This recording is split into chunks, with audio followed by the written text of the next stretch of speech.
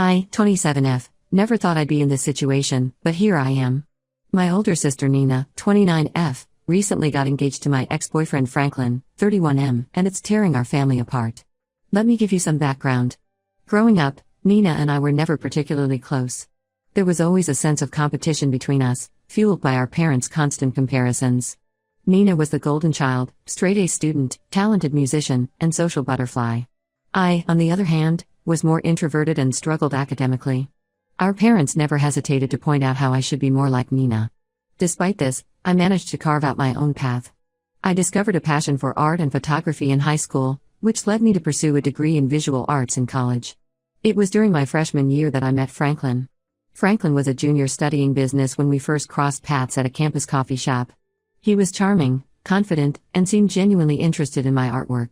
We started dating soon after, and for the first time in my life, I felt truly seen and appreciated for who I was. Our relationship progressed quickly. By the end of my sophomore year, we were talking about moving in together and making long-term plans. My family adored Franklin, especially my parents. They saw him as the perfect partner for me, someone who could balance out my artistic tendencies with his practical business mindset. Looking back, there were red flags I chose to ignore. Franklin could be controlling at times, dictating who I should hang out with and how I should dress. He would make subtle jabs at my career choice, suggesting that I should consider something more stable than art. But I was so desperate for approval and acceptance that I brushed these concerns aside. Everything came crashing down in my senior year. I had been working on a big photography project, spending long hours in the darkroom. One night, I finished earlier than expected and decided to surprise Franklin at his apartment. Instead, I was the one who got a surprise. I walked in on him in bed with a girl from his study group. I was devastated. The betrayal cut deep, not just because of the infidelity, but because Franklin had always insisted that I was being paranoid whenever I expressed concerns about his close relationship with this particular classmate. He had gaslighted me for months, making me feel crazy for even suspecting anything. When I broke things off with Franklin, my family's reaction was almost as painful as the breakup itself. Instead of supporting me, they seemed more concerned about losing Franklin. My mother actually said, "Are you sure you want to throw away a good thing over one mistake?" My father suggested that maybe if I had been more attentive and less focused on my hobby, Franklin wouldn't have strayed. The reactions brought up all the insecurities and feelings of inadequacy I had struggled with growing up. It felt like once again, I was the disappointment, the one who couldn't hold on to a good thing. Nina, ever the perfect daughter, took it upon herself to comfort Franklin after our breakup, staying in touch with him despite my feelings. I spent the next few years focusing on healing and building my career. I moved to the city, got a job at a marketing firm where my visual arts background was actually appreciated, and started to rebuild my self-esteem. I even started dating again, although nothing serious. Then, about a month ago, Nina dropped the bombshell. She and Franklin had been secretly dating for the past year and had just gotten engaged. I felt like I had been punched in the gut. It wasn't just the betrayal from Nina, but the flood of memories and pain associated with Franklin that came rushing back. When I confronted Nina about it, her response was cold and dismissive. "It was a long time ago, you need to get over it," she said. Franklin and I connected on a deeper level. What you had was just a college fling. My parents, predictably, were over the moon about the engagement. They started planning an elaborate wedding right away, talking about how Franklin would finally be an official part of the family. It was like they had completely forgotten how he had hurt me. The worst part is, I know things about Franklin that my sister and parents don't. After we broke up, I was contacted by Lisa, Franklin's high school ex-girlfriend. She had seen a photo of us together on social media and felt compelled to reach out. What she told me was chilling. Lisa described a pattern of emotional abuse and manipulation during her relationship with Franklin. He would constantly put her down, telling her she wasn't smart enough or pretty enough. He isolated her from her friends, accusing her of cheating if she spent time with anyone else. When she tried to leave him, he would threaten self-harm. I also discovered that Franklin had a gambling problem in college that he had kept hidden from me. He had borrowed money from several friends, promising to pay them back after big wins that never materialized. Some of them were still trying to recover their losses years later. Armed with this information, I tried to warn Nina. I sat her down and calmly explained everything I had learned about Franklin's past. I showed her the messages from Lisa and the evidence of Franklin's gambling debts. I thought surely, presented with all of this, she would at least reconsider the engagement. Instead, Nina exploded. She accused me of being jealous and trying to ruin her happiness. She said I was pathetic for clinging to the past and making up lies about Franklin. When I insisted I was telling the truth, she stormed out, saying she never wanted to speak to me again. My parents' reaction was even worse. They sided with Nina completely, telling me I needed to grow up and be happy for my sister. My mother said I was being selfish and immature. My father went as far as to say that if I couldn't support Nina and Franklin, I wasn't welcome at family gatherings anymore. They even uninvited me from the weekly family dinners we'd been having since I moved back to town. I was hurt, angry, and felt completely betrayed by my own family. It was like all the years of feeling second best to Nina came crashing down on me at once. In a moment of frustration and pain, I made a decision that would change everything. I wrote a long, detailed post on social media, exposing everything I knew about Franklin. I included screenshots of my conversations with Lisa, detailing the emotional abuse. I wrote about the gambling addiction and included messages from some of Franklin's former friends about the money he owed them. I laid out the whole sordid history of his cheating and manipulation. The post went viral almost immediately. It was shared hundreds of times, reaching far beyond my immediate circle. Franklin's family saw it. Our mutual friends from college saw it. Even some of Franklin's co-workers and business associates came across it. The fallout was swift and severe. Nina called me, screaming and crying, saying I had humiliated her. My parents left furious voicemails, calling me selfish and cruel for airing family business publicly. They said I was just jealous of Nina's happiness and trying to sabotage her relationship out of spite. Now, my entire immediate family has essentially disowned me. They're saying I'm no longer welcome at any family events, including Nina's wedding. My extended family is divided. Some think I did the right thing by exposing Franklin, while others say I went too far and should have kept quiet for the sake of family harmony. I don't regret making the post because I truly believe Nina needed to know the truth about Franklin before marrying him. But now I've lost my entire immediate family, and I'm not sure what to do next. The silence from them is deafening, and I'm grappling with feelings of isolation and doubt. Was I wrong for exposing Franklin's past so publicly? Should I have just kept my mouth shut and let Nina make her own mistakes? I'm feeling really lost and alone right now, torn between standing by my actions and wondering if I've gone too far. Update 1. It's been about 2 weeks since everything went down, and the situation has only gotten more complicated. I wanted to give an update on what's been happening because it feels like my world has been turned upside down. First, Franklin sent me a cease and desist letter from his lawyer, threatening to sue me for defamation over my social media post. The letter demanded that I take down the post immediately and issue a public apology, or else face legal action. I was initially scared. I'm not exactly rolling in money for legal fees, and the thought of going to court was terrifying. However, I reached out to my friend Jenna, who's a lawyer specializing in defamation cases. She reviewed the post and all the evidence I had collected. Jenna assured me that truth is an absolute defense against defamation claims. Since everything I posted was factual and I had evidence to back it up, Franklin doesn't really have a case. She helped me draft a response to his lawyer, stating that I stood by everything in the post and would be happy to present my evidence in court if Franklin wanted to pursue legal action. We haven't heard back from them since, so I'm assuming Franklin realized he doesn't have a leg to stand on legally. Meanwhile, my sister Nina has been on a smear campaign against me to anyone who will listen. She's telling people I'm a pathological liar who has always been jealous of her. She's even spreading a rumor that I tried to seduce Franklin while they were dating, which is completely false. It's painful to hear about the awful things she's saying about me, especially given our already complicated relationship growing up. I've been thinking a lot about our childhood and how it's led us to this point. Nina was always the star of the family, top of her class, talented musician, popular with everyone. I was the quiet, artistic one who never quite measured up in our parents' eyes. I remember one particular incident when I was 14 and Nina was 16. I had worked really hard on a painting for a school art show and was excited to show my parents. But the art show happened to be on the same night as one of Nina's piano recitals. Without even discussing it with me, my parents decided we would all go to Nina's recital instead. When I got upset, they couldn't understand why I was making such a big deal out of a little hobby. I think that's part of why Nina's engagement to Franklin hit me so hard. It felt like once again, Nina was taking something that was important to me and making it about her. And once again, my parents were siding with her without any consideration for my feelings. Speaking of my parents, they're still furious with me. They left me a voicemail saying they're deeply ashamed of me and that I'm no longer their daughter. They said they're changing their will to remove me as a beneficiary. Honestly, I don't care about the money. I've been financially independent for years. But it stings to be so thoroughly rejected by my own parents. I've been replaying memories from my childhood, trying to understand how we got to this point. I remember my dad teaching Nina how to drive, spending hours practicing with her in empty parking lots. When it was my turn to learn, he was always too busy and told me to figure it out on my own. Or the time I got accepted into a prestigious summer art program in high school, and instead of being proud, my mom said, "That's nice, but it's not like it's going to lead to a real career."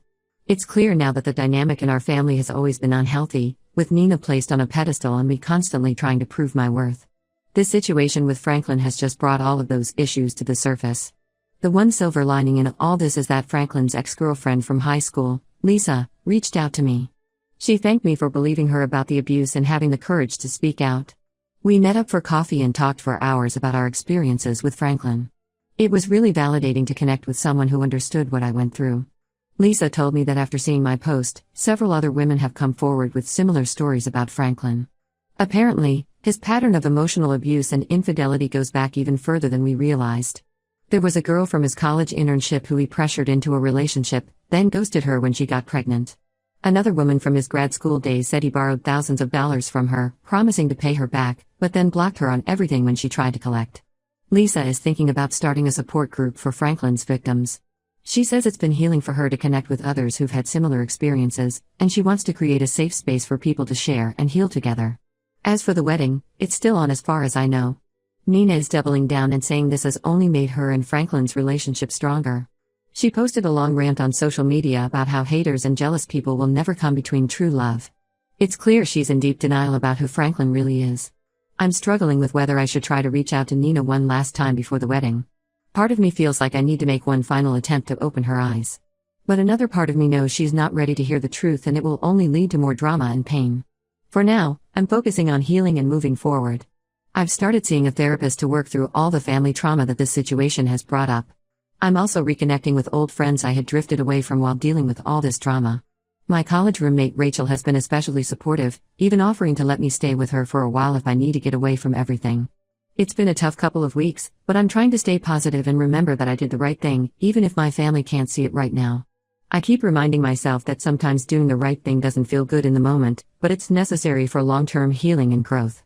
Update 2. It's been about a month since my last update, and things have taken an unexpected turn. I wanted to fill everyone in on the latest developments because it feels like I'm on an emotional roller coaster. The biggest news is that my sister Nina finally called off her engagement to Franklin. It turns out that my social media post exposing his past had more of an impact than I realized. While Nina initially dismissed the allegations, she started doing some digging of her own. She reached out to some of Franklin's exes and former friends, and their stories corroborated everything I had said. Nina told me that she started noticing things about Franklin's behavior that she had previously overlooked. He would get irrationally angry if she wanted to spend time with her friends without him. He made subtle put-downs about her career choices and appearance. She caught him in several lies about where he had been and who he was with. The final straw came when Nina discovered Franklin had been secretly communicating with other women throughout the relationship. She found messages on his phone that proved he had been unfaithful multiple times. There were explicit photos, plans to meet up, and even discussions about a future together with one woman. Nina called me in tears to apologize for not believing me earlier. She admitted that she had been in denial and that her desire to have the perfect relationship had blinded her to Franklin's true nature. She said she felt foolish for falling for his manipulation and was struggling with feelings of shame and embarrassment. While things are still tense between us, we're slowly starting to rebuild our relationship. We've had some long, honest conversations about our childhood and the competition that always existed between us. Nina admitted that she often felt pressure to be perfect because our parents put her on such a pedestal, and she resented me for seeming more carefree and artistic. I shared with her how I always felt inadequate compared to her, and how our parents' constant comparisons had damaged my self-esteem. It was a difficult conversation, but it felt like we were finally seeing each other clearly for the first time in years. My parents, on the other hand, are still not speaking to me. They're embarrassed about having to call off the wedding and cancel all the elaborate plans they had made. Instead of admitting they were wrong about Franklin, they're doubling down and blaming me for ruining everything. They say if I had just kept quiet, Nina and Franklin would be happily married now. I heard through my aunt that my mom has been telling relatives that I always had a vivid imagination and implying that I made up or exaggerated the claims about Franklin out of jealousy. It's frustrating that they can't see how toxic that would have been for Nina to marry someone like Franklin. Franklin has essentially gone into hiding since everything came to light. I heard through mutual friends that he lost his job after his employer found out about his history of abusive behavior. Apparently, there had already been some complaints about him from female coworkers, and my post was the final straw. He's apparently left town, and no one seems to know where he's gone. The support group that Lisa started for Franklin's victims has really taken off. They've had several meetings now, and it's been healing for everyone involved to share their experiences and support each other. I've attended a couple of meetings myself, and it's been incredibly validating to hear other women describe the same patterns of behavior that I experienced with Franklin. One woman shared how Franklin had convinced her to invest her life savings in a can't-miss business opportunity that turned out to be a scam. Another talked about how he had isolated her from her family and friends, making her completely dependent on him emotionally and financially. Hearing these stories made me realize even more how dangerous Franklin could have been for Nina if they had gotten married. As for me, I'm doing better. Therapy has been really helpful in processing everything that's happened. I'm learning to set boundaries and stand up for myself, even when it's difficult. My therapist has helped me understand that my worth isn't determined by my family's approval, which has been a hard but important lesson to internalize. I've also been focusing on my career and recently got a promotion at work. My boss praised my creativity and problem-solving skills, which felt especially good given how my parents always dismissed my artistic abilities. I'm starting to feel more confident in my choices and my path in life. While I'm sad about the rift with my parents, I'm trying to accept that I can't control their reactions. I know I did the right thing by exposing the truth, even if they can't see it. For now, I'm surrounding myself with supportive friends and chosen family who appreciate me for who I am. It's been a roller coaster few months, but I'm cautiously optimistic about the future.